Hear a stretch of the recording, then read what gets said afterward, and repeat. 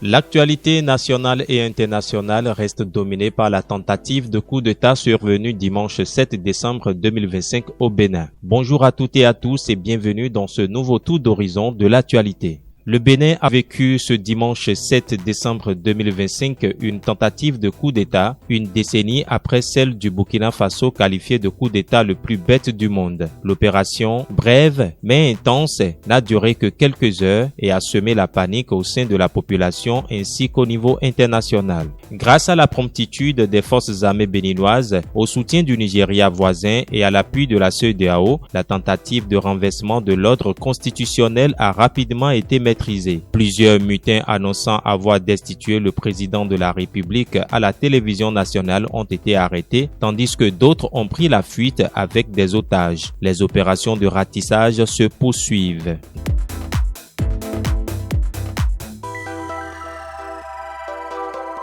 Des deux officiers supérieurs de l'armée béninoise retenus par les mutins ont été libérés dans la nuit de dimanche 7 au lundi 8 décembre vers 2 heures du matin. Il s'agit du général Abou Issa, chef d'état-major de l'armée de terre, et du colonel Faïzoun Gominan, commandant de la garde nationale. Selon des sources militaires, ils se trouvent actuellement dans le nord du pays et devraient regagner Cotonou au cours de cette journée du 8 décembre.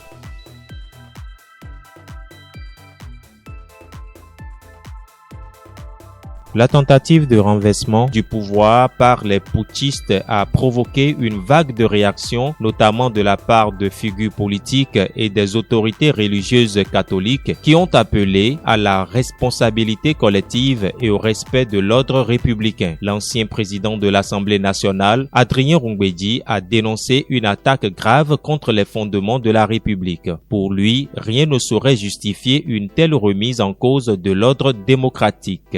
Dans un communiqué relayé par l'archevêque de Cotonou, Monseigneur Roger Rungwedi, l'Église catholique a exprimé sa profonde inquiétude et rejeté toute prise de pouvoir par la force, estimant ces actes menaçant l'harmonie sociale du pays. Les deux principaux partis de la mouvance présidentielle, le Bloc républicain et l'Union progressiste Le Renouveau, ont également réagi à la situation. Dans des déclarations distinctes, ils ont condamné avec fermeté cette tentative de déstabilisation.